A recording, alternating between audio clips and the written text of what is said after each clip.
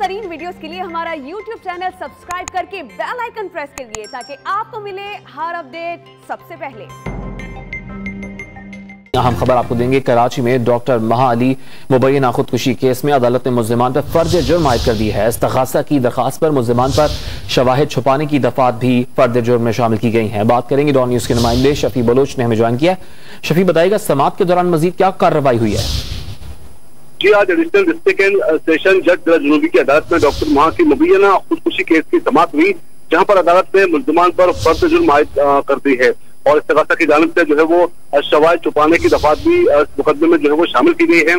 फर्ज जुर्म से जो है वो कबल जो है वो अदालत में जो है वो इस चार्टर में कहा गया कि मुल्जिमान ने जो है वो मकतूला के साथ ज्यादती की है और पोस्टमार्टम रिपोर्ट भी उसकी पेश की गई थी। अदालत में जो है वो मुल्जिमान की जानिब से सियासत जुर्म से इनकार के बाद अदालत ने समाअत मुलतवी करते हुए आइंदा समाअत में इस्तग़ासा के गवाह को पेश करने का हुक्म दे दिया है। जी, बहुत शुक्रिया शफी बलोच।